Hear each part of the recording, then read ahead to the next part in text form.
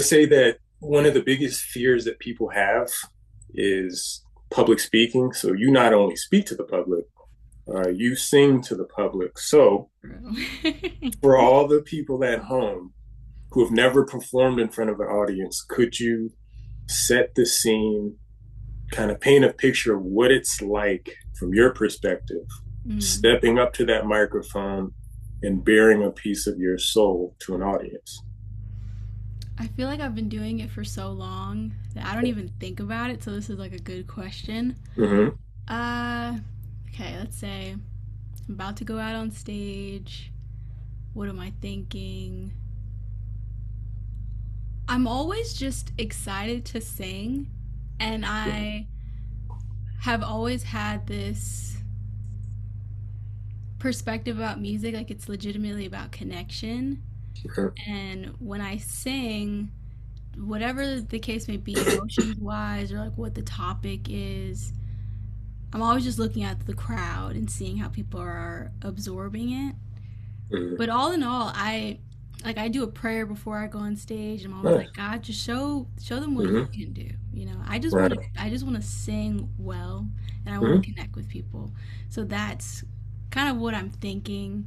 And then once I'm off stage, or right after I've sung the last note, kind of getting a gauge of like how people felt about it, whether it's claps, whether people were singing with me, Mm-hmm. if I do call and response. It's always nerve wracking going on stage because you really don't know who is watching or, Mm-hmm. what the vibe is out there. Um, and I do a lot of call and response, so you never know. You're like, are they gonna be rocking with me? Is it gonna be silent? I'm like, all right, sing this, and it's just crickets. Right. Right. But luckily, I haven't experienced crickets. I have experienced, a little low vibration. But then, as an artist, I also have started to realize there you can command the room. A lot of people actually Right. want instruction on how to For sure. interact with you. For sure. So yeah, that's kind of what I think about. It is nerve wracking. I get nervous before every single performance. I don't think it's ever going away. Mm-hmm. But it is nice that kind of the noise goes away once I start to sing and, Mm-hmm. you know, just see how I'm connecting with people. That's beautifully put. I think one could say it's a little bit of bravery now, doing stuff, knowing that you feel the butterflies and stuff, right? It wouldn't Mm. really take much if no one ever felt anything stepping on a stage or stepping onto a chord or wherever their medium is. Yeah. There's a lot of bravery in there. So I think Mm. hats off to you. I don't actually have a hat around, but I don't even like hats. I feel like as yeah. a black woman, if I put a hat on, the hairstyle is over. You That think hat so? can't come off. Really? It's like a No? dent in the afro. If I take Oh it yeah, off, yeah. now there's a Yeah, I know dent what you in mean. the shape. Yeah. No, it's like if I happen to comb my hair out too much, if Yeah. I try to put it, yeah, if I put a hat on it, that could be another thing. But if I don't feel like combing it, that Yeah, could it's like work. But the hat is for the whole day, you know? yeah, exactly. Yeah. Yeah. Take the hat off. So mind your business, friend. Exactly. Mind your business, Oh, my your friend. afro is the shape of the hat. Yeah. The comb. Yeah, literally. So you are R&B and pop. Was you would I don't want to put you in a box. Would you say that's a correct uh, Yeah, description or I will say R&B pop, but I've okay? created my own See, that's why I didn't want to put you on box. explanation. I call it cinematic soul because I love so many different genres, Mm-hmm. and my music itself, like the DNA of all my songs are me. The way I write is me, but the Mm-hmm. production and the style of, the beats in general have so many different layers. Like I have a song called Concentration, which is still R&B and has like an Afro beats vibe to it, Mm-hmm. but it's EDM. And I Right, right. and I didn't even think when I was making it that it was EDM, but then I'm letting other people hear and they're just like, this is like electronic dance music. I'm like, oh, okay. Mm-hmm. And I have new music that I'm working on that lends itself to that electronic world as well, but it's still soulful. It's still got that organic Mm-hmm. drum, and so I call it cinematic soul because it's very, I like to say it's grand, but Mm-hmm. it's still got that. It still Yeah. has that, Yeah. sauce, the spice Yeah. to Yeah. it The that I just spice. Yeah. can't. It's just me. Yeah. I got you. I got you. Is there any inspirations that got you into music where you listen to a certain person? You're like, I may not be able to do what they do, but that essence that I feel when they perform, like they get me. This kind of got me into it. Mm. Anybody ever inspire you in that type of way? There's so many people. I mean, of course, Mm, we love Beyonce. Every time I right. see, I've been to a couple of Beyonce concerts, Me too. I've been away. and she is just a phenomenal performer. She Mm-hmm. exhibits what it means to strive for perfection and to be the best. I And I agree. find that so inspiring. I agree. Um, who else? I always grew up listening to Amy Winehouse, like Back to Black. My mom and I would have that CD playing as she was picking me up or dropping me off to school. Jasmine Sullivan.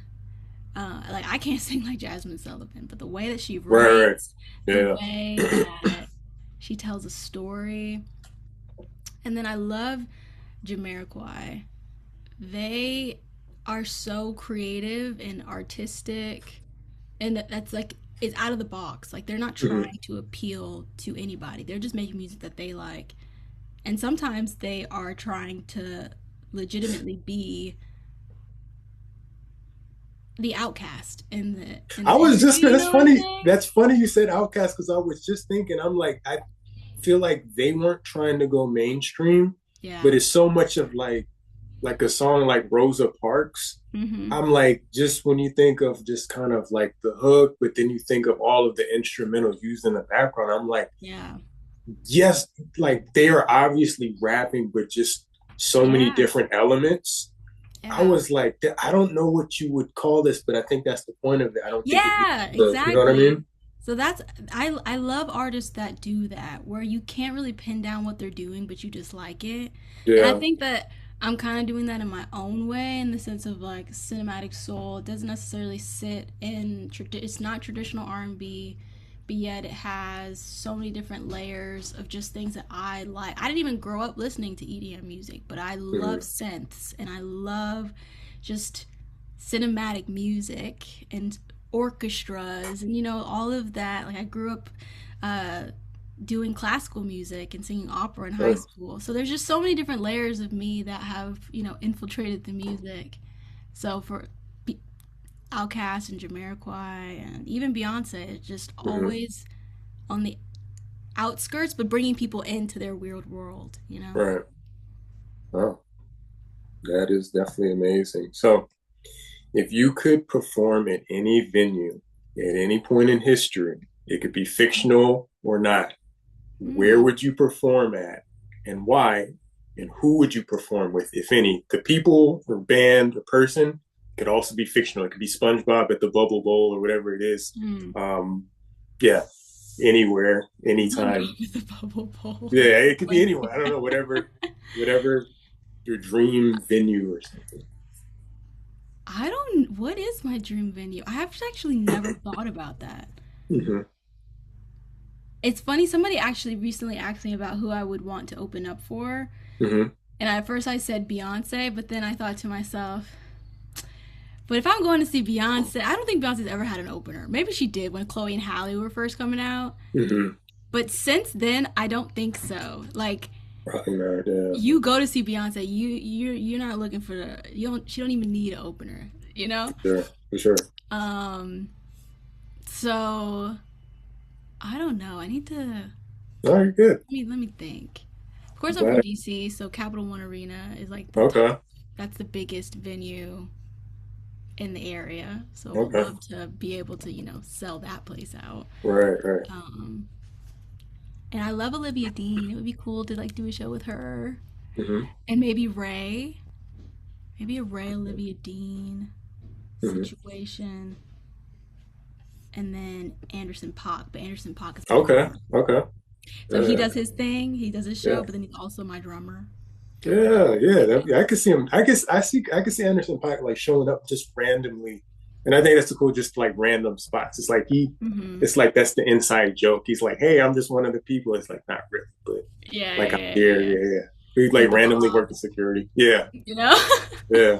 With the perm, Yeah. silky, silky, Yeah. silky. I Yeah, I think saw. Capital One Arena.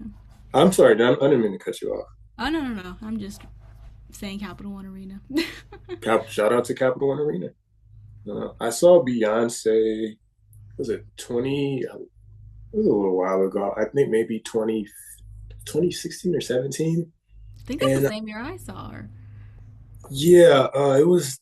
I might be getting but it was a Made in America or something like that in Philly. But Mm, I might be getting to think. But I remember, like, you see a celebrity or something like that, and you know that they're great. But I think to see it for your own eyes, I think they yeah. talk about obviously the singing was incredible, the stage was incredible, the dancing was incredible, but they talk about the word stage presence, Mm, and people use the term aura a lot now. Something about her just commanded, and I was pretty far away, but just commanded everything in the same way that they show Michael Jackson on yeah. stage at the Super Bowl and Yeah. not moving and having people ripping their hair out and crying and like Yeah. going crazy, like what Aura really is. It was cool to kind of see. It's like, oh, I see why she's a star. Because I see Yeah. it. I see it. Yeah. Yeah. Yeah. Definitely.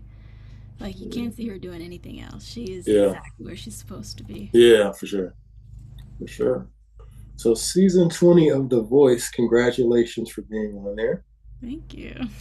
How would you describe your experience? It was so much fun. Mm-hmm. And it was it was during COVID. It was such a Oh, weird okay. time in history. Mm-hmm. And I was in college. I went to Howard, and it was my junior year going into my, oh no, it was like the tail end of my junior year. Mm-hmm. And it's actually a crazy story how I got onto The Voice. I'm all I ears. actually auditioned to be on The Voice in high school, and they Okay. had one of those. You've seen those, like American Idol will do Mm-hmm. different auditions in different cities, Right. and there's like lines wrapped around the Mm-hmm. building. So they did something similar for The Voice in Baltimore, and I was like 16, and I auditioned, and I remember I sang Leon Bridges' song "River," Mm-hmm. and the person who was judging, he made everybody leave after I performed, and he was like, "You." He basically said that I had a great voice, but Mm-hmm. I wasn't ready for The Voice. And I remember being crushed. Mm-hmm. And he was like, "You need to go to open mics. You have a phenomenal voice, you have a phenomenal stage presence, you have a confidence, but you need to refine and get comfortable being in front of people, and like finding myself as an artist." And I'm 16 hearing this. But I'm also like, dang, he made everybody Right. leave, and like I'm thinking I've Right. made it, but then he really humbled me, but like mentored me in that moment. Nice. And after that moment, of course I was crushed, but then like 4 years later, it's now my junior year of college, and it's COVID. Nobody knows what they're doing with their lives, and I'm just posting covers. And I used to do these freestyle Fridays every Friday on my Instagram. And a casting director DM'd me, inviting me to audition. And I'm sure they had no idea that I had auditioned already back Oh, okay. then. Yeah. So it was like a full circle moment, and I ended up making it on, which was insane. And it just showed me what was possible. It was like, I have been wanting to do music for so long, and I've been doing it in my own way, and for the first time I saw what a big production looked like, and working Mm-hmm. with Kelly Clarkson, it was like this little girl from DC. If I could do this at this level, then the world is my oyster. And I learned that I loved to produce and arrange, like all the songs that I sang. I came up with majority of the parts and the different cadences that even me and my battle partners sang. Like I remember being on GarageBand singing it and being like, "Hey, how do you like this arrangement?" And like going to Mm-hmm. the band. And the first song that I auditioned with was Best Part, and I like redid the entire arrangement because so many people have sung that song on the show. I'm like, I can't do it like everybody else. So I just got a little taste of what I was capable of on a much larger stage. And so it made me believe in myself more and see what was possible. Like it's not so far out of reach Hmm. to chase your dreams. It's like right here. And I didn't have a huge following, wasn't Hmm. didn't have music out that, or at least didn't have a body of work that I was extremely proud of. Hmm. It was just, yeah, a refreshing kind of stamp of approval to keep going. Nice. Nice. Who were the judges when you were performing? It was Kelly Clarkson, Blake Oh, Shelton, Nick nice. Jonas, and John Legend. Wow. How was that being in front of singing for, well, yeah, you would know who the judges are before, but what was that singing in front of them? Was that even more nerve-wracking, or were you just kind of completely in your zone? It was really nerve-wracking, but once I started singing, I got to there's a point where you get comfortable. It's like the Hmm. beginning, you're just like, oh my god, I'm doing this. Do I remember the words? Oh my goodness. And then you get to like the middle part of the song, and you start to feel like, okay, even if they don't choose you, you still have to finish the song, and you better make it your best performance. So it was crazy. And I remember when Kelly Clarkson turned around, because their backs are to you, Yeah, you I don't watched The see them. Voice. I watched The Voice. Yeah, Yeah, you I know don't The see Voice. them, so it's Yeah, kind of like out of sight, out of mind. And then once she turns around, it's like, oh my god, yeah, I know. this is Yeah. happening. Hmm. You know? Yeah. And Blake Shelton's been on there for a Yeah. minute I think because he's a permanent resident at this yeah, point. because it was Gwen. I think when it started out, it was him and Gwen Stefani was on there. Hmm. But no, he's been on there consistently. Yeah, So yeah, yeah. So Blake Shelton, if you're watching this, my friend, shout out to you. I know. Consistent. But yeah, Yeah. it was crazy. And I remember when all the chairs turn around once you finish your song, they just had so much there was just so much love coming from them. And Mhm. so many great, like John Legend compared me to Minnie Riperton. It was like, Oh wow. my team wasn't full. I'm like, Wow. like, oh my goodness. It was really cool. And Nick Jonas just had so many amazing things to say that just, you need those little moments to like keep you Hmm. pushing. I do agree. I do agree. So South by Southwest uh is it? It's a Yeah. conference. Yeah, Yeah. conference. I knew that. Just seeing it that if you knew when will we see you perform there? Or if you have you already performed there? So yeah, so I did that last year. I did Nice. like a songwriting contest with American Songwriter and ended up submitting my song Weekend Lover and was chosen for their. They run so many contests. Like, if you're a songwriter, singer watching this, you should be submitting to songwriting contests. You heard it here. Yeah. And I remember submitting, and I always wanted to perform at South by Southwest. Like, that's always been my goal. I feel like most artists, it's like that's like you made it if you get to Hmm. South by Southwest.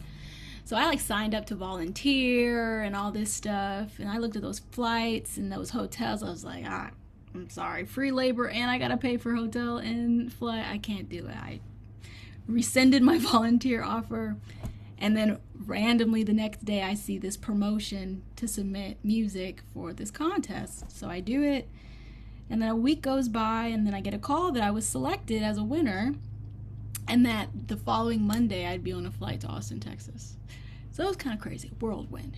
And I got to Hmm. perform with Artists for Action, and they do a lot of work in the community, with gun violence and Hmm. just a bunch of different initiatives to keep people aware and connect artists with initiatives that they should help support. And I did like a 30-minute set, and that was so cool. It was so cool. It was so cool. So yeah. That's amazing. Could you go into detail, give us a behind the scenes of being an indie artist, such as Sure. funding your own releases, building a team, and kind of the reality of it? I know people see being an artist as this kind of shiny thing, but obviously they have the greatest job in the world. There's still things behind the scenes that aren't so fun, that can be Yeah. nerve wracking and stuff. So could you kind of paint a picture of what it's like of being an indie artist in today's day and age, at least from your perspective? Being an independent artist in Mm-hmm. 2026 is a lot of work. Mm-hmm. It's a lot of work, and it's a lot of wearing so many different hats, um, and building a team. It's really important, but it's actually really hard. I'm wondering where to start. Let's start. Funding wise, Yeah. Yeah. There we go. like money is really important. Mhm. Most people don't want to talk about it, but it's really important to for a career to be able to like be financially stable. And myself and most artists, that's the biggest conundrum, like how to be financially stable while doing this path.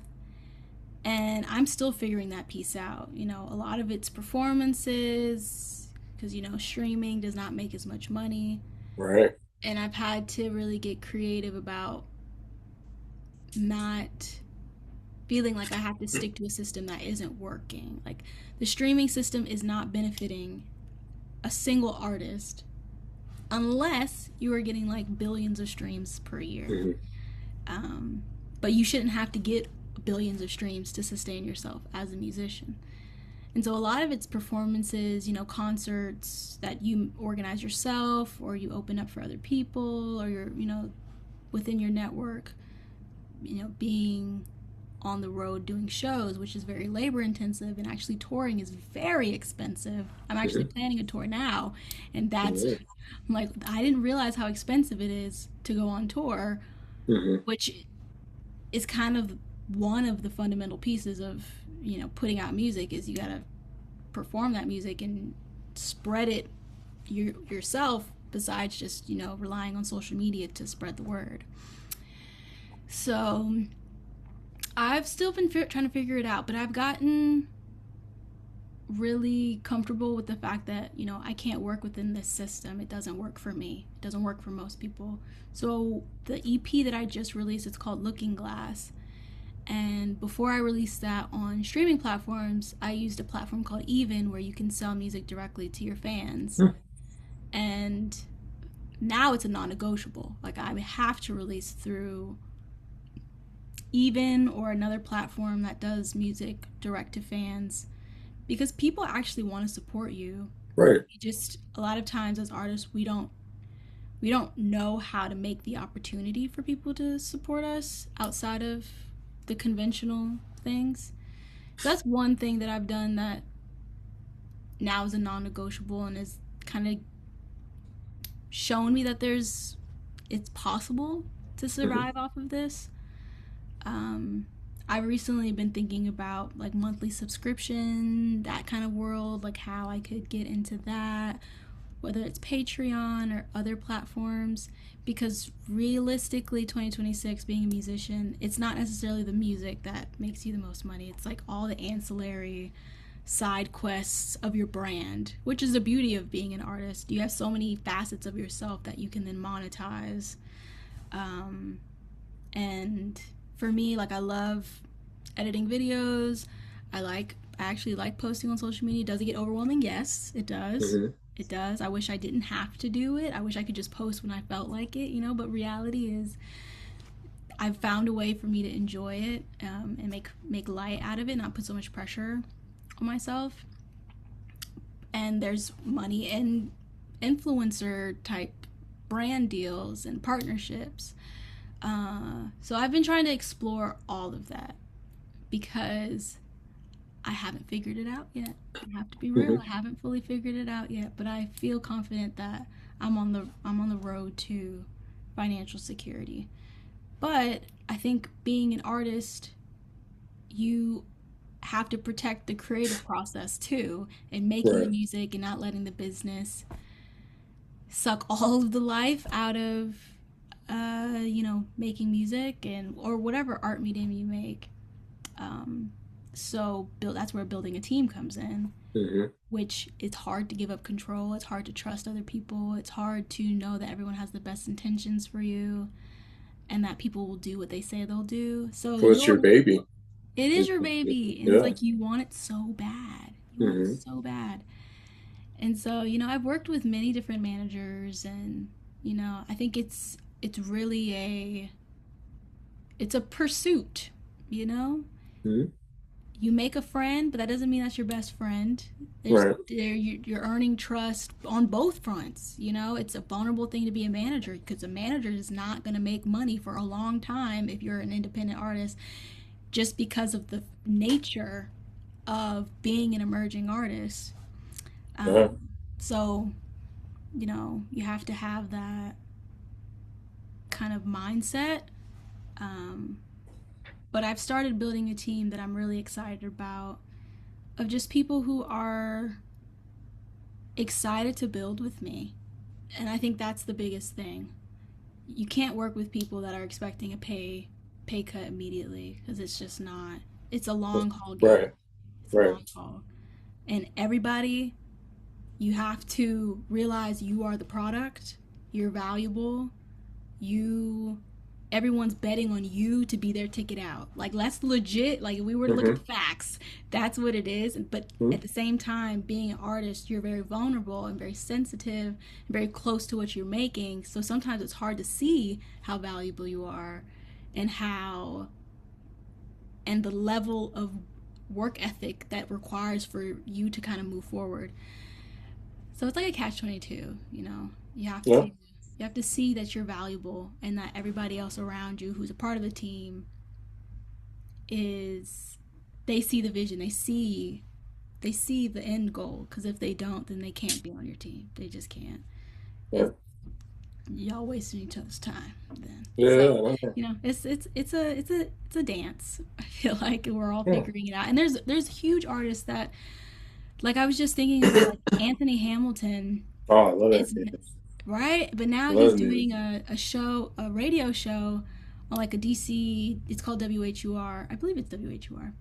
Um, where he's like a radio show person, and he's also doing like a local residency at a kind of like a local bar in DC. And it's Hmm. making me realize, like, everybody's having to get creative, Right. because Right. Anthony Hamilton is huge, yet he's having to come back down to his roots and find other ways to make money. So it's like um, nobody can escape the realities of just For being an sure. artist. You know, you always have to be creative and find ways to sustain yourself, even if it's not always just based on the music, you know? Yeah.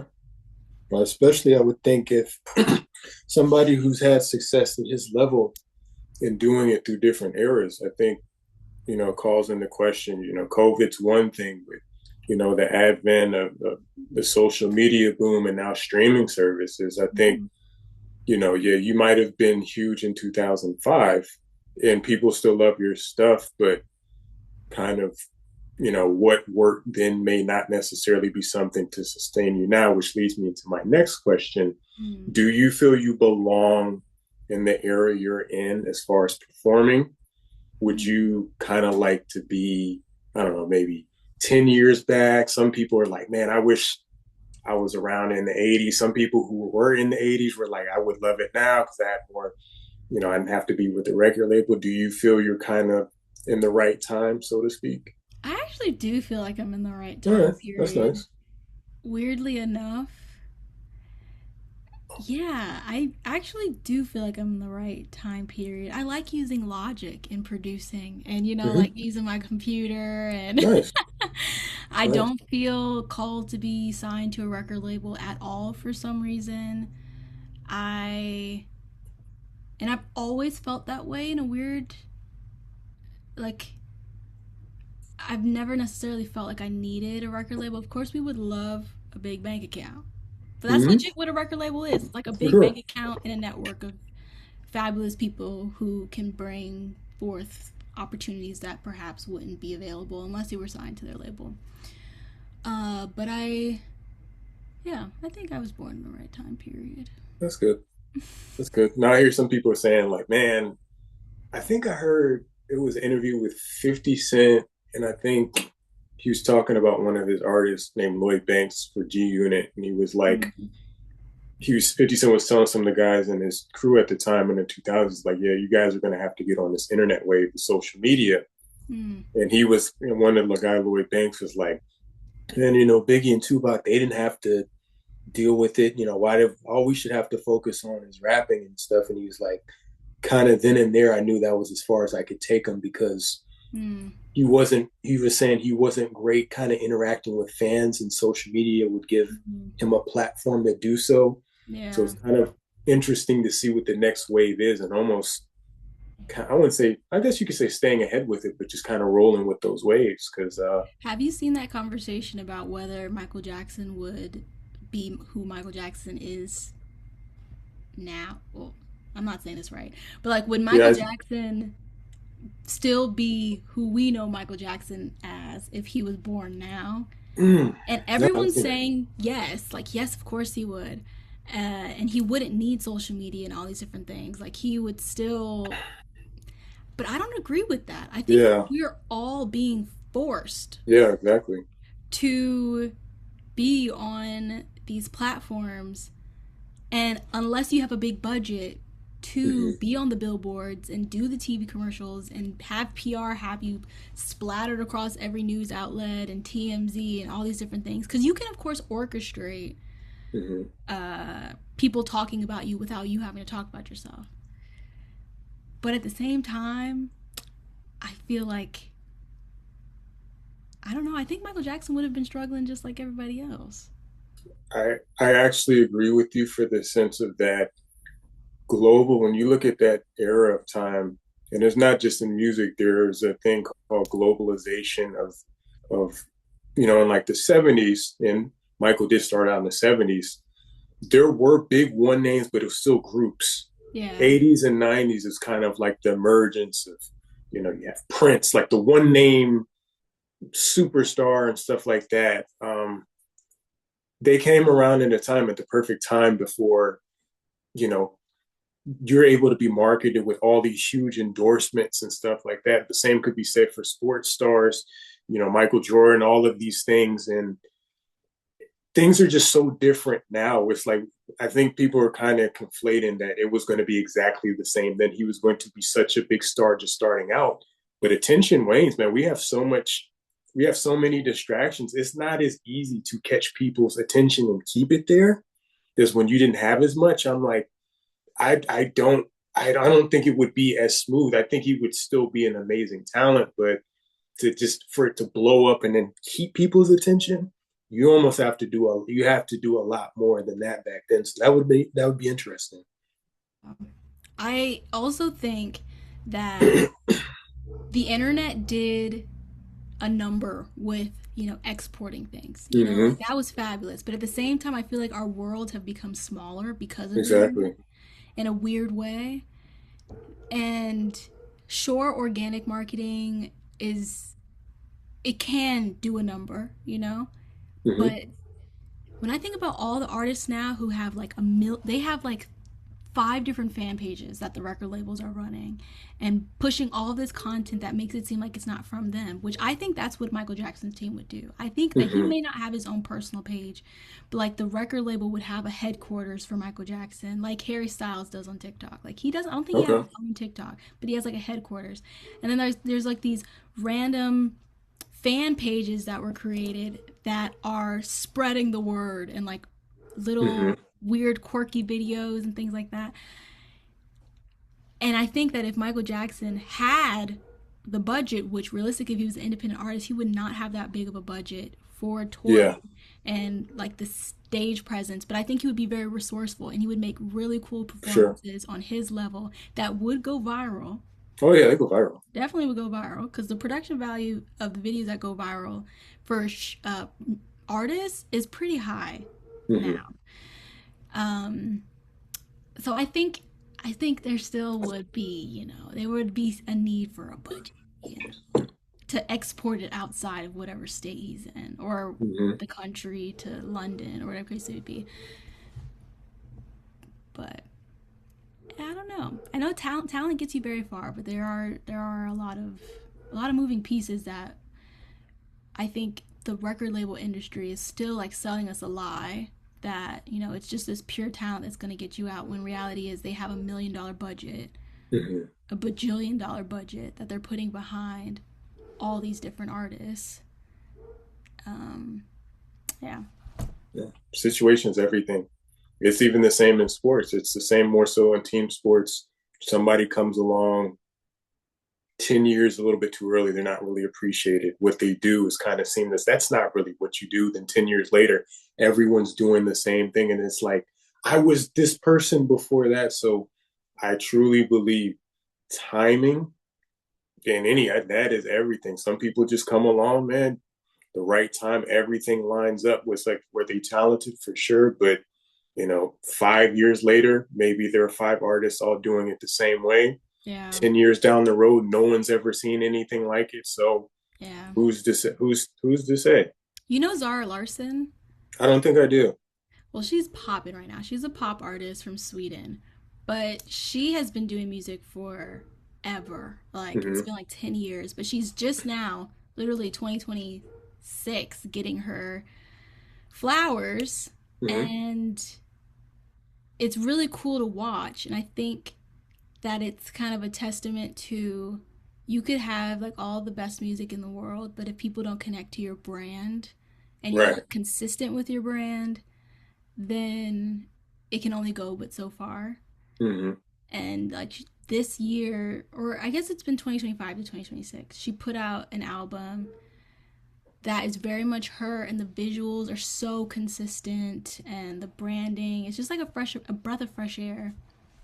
So I think also branding has a lot to do with it. Mm-hmm. Like the more you really hone in on who you are and visually commit to it, because I think a lot of artists, including myself, it's like really hard to commit to something because you're like, but I'm so multifaceted. If I dye my hair red, then what am I gonna do? And then it's like there are other visual things you can do that can, keep you, so that people remember you. Without it being gimmicky. Yeah, without it being gimmicky. I Like I got you. usually, my hair right now is not in the state that it usually is in, but I have like these two circles that are I like always it. on my head, and like that's something that I randomly stumbled upon that has really like helped. One, it's really me, and I love doing it, Mm-hmm. but it also, I like people don't sometimes recognize me unless I have the hair. I went to a show, and it was like an album listening party, and I was on somebody's album, and when I introduced myself and I sat down, someone was like, oh, "You are the girl that opened up for Sam Henshaw." I was like, "Yeah, I was." He was like, "I didn't recognize you without your hair." I'm like, okay, I got a little Sia moment. Okay, if I don't have Yeah. the hair, then I'm protected. Yeah. So yeah, Yeah. That's your superhero thing. The whole Clark Kent with, the glass. You have the glasses on. I don't know who that is, but then it's the Superman. So that's your thing. So without it kind of putting yourself in a box, how would you say you kind of more so away from the genre that you kind of perform under? How would you describe kind of the vibe that you give off as an artist? More so, I know what you perform is one thing, but more so that persona as the performer is mm. how would you kind of describe that? I've always said that I'm like a flower that grew out of concrete. Like I've been Mm-hmm. through a lot, and I have a lot to talk about that maybe other people have not necessarily gone through, but it connects with like trauma and all these different things. But I have always had a glass half full mentality about life, and just joy and love as being like the focus of life, despite the fact that we're living in crazy times. So I think that's kind of my brand persona. Like there's, within the joy and the peace and the happiness that I feel and want other people to feel when they connect with my music. I still talk about heartbreak. I still talk about the fact that, you know, can you hear my dog? Yeah, it's all good. Yeah, let the Okay. dog do I'm his like, thing. Let oh, the he's so dog be the annoying. dog. I respect it. I respect it. Making me lose my train of thought. Like, regardless of what we've all been through, there is there's love there, that Mhm. connects us all, and there's joy. Oh, he's getting louder. Do you need to go? Do you need to go to the dog, or if No. I'm cool anyway? So it's up to you. I kind of feel like I have to wait it out. Okay, whatever you need. But he's getting louder. Oh, oh, I thought I that was heard it too. me. I was like, maybe that was the key word. This damn dog. He's so aggressive.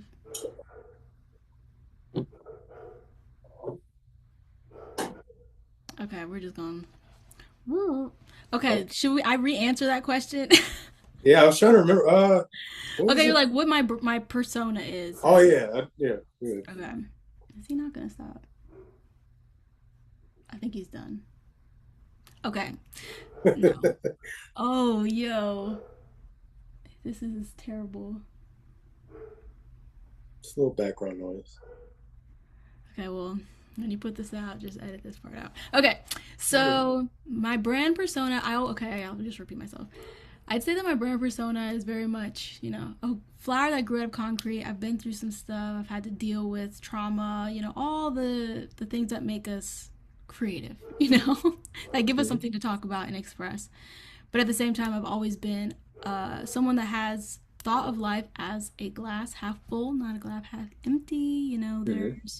There's so many things that we all just have to process, and I think as an artist, it's our job to transform that into something beautiful, into something that can be listened to or seen, that can like spark an emotion or create dialogue to talk about whatever you've been through, or.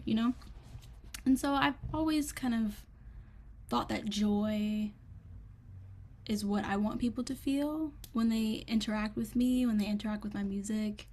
To feel like a soft place to land, even if it's a rough topic. So yeah, Soft place to land. You put that on a t-shirt with the true. flower. Like the That's cute. That's yeah. cute. I'll take 2%. Just joking. Um, no, no, no. Yes. I like Give that. credit where it's due. Yeah, no worries. Yeah, I think we look at the motivations of art. A lot of time, the most beautiful art. I don't know if I would say all the time, but tends to be. There tends to be pain there. I Yeah. mean, we all got here from somebody uh, going through unspeakable pain to give us life. It's kind True. of duality of things. So, Yeah. um, from what I see for you, I think you have an amazing energy about you. Thank The you. smile, the energy. I think I I'm really interested to see how your journey goes. Just being able to be you and positively affect people through your art. So Hmm. I think it's a great thing. I'm rooting for you. Thank you. Oh my Mm-hmm. goodness. I'm rooting for you too. Thank you. Yeah, yeah, This is cool. This podcast idea. I think, you know, yeah, there needs to be a place for people to, you know, talk about what they're doing and make, kind of syndicate it out to the rest of the yeah. world. Because, usually we're just like in the studio, just Mm-hmm. doing our thing, but it's nice to really think about why we do what we do, you know? Mm-hmm. Yeah. People are dying for connection. I mean, if you ever watch the YouTube videos or something where you're just out in the street and Mm-hmm. they're interviewing people, or they'll kind of interview just a random person, just like, tell me about yourself. I Yeah. think people are dying for connection. I think, unfortunately, people may not know how to go about it. Yeah. Uh, but I think people are all, it's kind of the thing of trying to play it cool. People I think, are secretly dying for connection. You know what Definitely. I mean? So, Definitely. I even feel that. Like I used to I haven't I've recently stopped feeling that lonely feeling cuz mm-hmm. I honestly don't think loneliness is about actually being alone. No, it's You not. could be surrounded by so many people, yet you don't feel like anybody sees you. Mm-hmm. And I felt that for a very since I was a child. Part of me is like I think it's just in my DNA. And it took me like getting out of my own comfort zone and like moving away from home and realizing that most people aren't going to get you, but that's not the Mm-hmm. point. Right. The whole People will still love you and people will still show up and you will do the same for them Mm-hmm. even if it's not necessarily that they completely get why you are the way you are or who you are. Because I think also I'm the eldest daughter, Oh, okay. and I've seen a lot of articles talk about oldest eldest daughters and like relationships, and like there's this feeling of like I want to be seen, I want to be Right. understood because I'm always taking care of everybody else. Hmm. And that feeling of being considered and cared for, and like you just notice that something's off about me, and like somebody asks me like what's going on, and it's like, oh my god, you noticed, you know. Hmm. And it's, you know, it's not very healthy, but definitely bleeds into the music and like how I go about friendships. And you know, I've had to really realize like I am good. I need Hmm. to stop seeking for more. That will never be satisfied. Like we are loved. We're not going to always feel understood. That's just a part of life, you know. Yeah. I have to quote you on that one. Yeah. Do you feel seen when you're up on stage? Hmm. Do I? I think so. Hmm. I feel fully myself when I'm on stage. Nice. And I've heard other artists say that. It's almost like I get on stage and I'm the person that I wish I could be off stage. And I don't know why, but it's almost like I mean, this is going to be weird, but it's like you go on stage and you're like naked, but you're Hmm. like happy you're naked. You know, Right. it's just like I don't have to consider anybody's opinion. I Hmm. decided this set list. I know what I want to say. And sometimes you don't know what you want to say, but like it just feels like there's like a divine connection to Hmm. God. And it's like, okay, we're doing this. Go out there. Even if you don't feel like it's like the best set ever, which most of the time we're very hard on ourselves anyway. I'm very hard. I'm like, oh, I wish I sang that note better. But you just bare your soul. Hmm. And then you go backstage and you're like, oh, okay, that's over. And it's back to Yeah. reality, you know? But on the stage, it's a Hmm. different feeling. Yeah. I think the whole thing of like being able to shine your light so others feel okay. Um, Mm. that's the thing too. It's also kind of brings me back to something I saw, kind of somebody explained it to me, but we're at a party and there was a guy, and everyone, this all comes down to everybody wants the adoration and the accolades, but nobody really wants to look weird or crazy or uncool. So there's a Yeah. guy at a party, and it's at the point where people are there, the music's playing, but nobody's really dancing.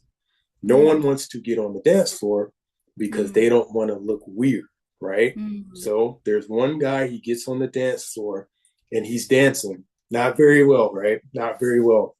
And Yeah. people are laughing at him, right? Mm. And they're like, oh, this guy's really weird. But Yeah. the something that one guy noticed was that he's dancing very confidently, but he's not looking to try to get any validation. He looks like he's Yeah. having the time of his life. Yeah. So those laughs eventually turn into, and they say, Like, oh, he looks like he's mm. having fun. Yeah. And then everyone looks around and it's like one by one, some people, the girl that the guy really wanted to talk to, she goes up. Now all these girls are around him too, and Mm. now all the other guys want to go, but it's like, Yeah. no, you weren't willing to look crazy in front of everyone. Yeah. You wanted to do it as long as everyone said it was cool.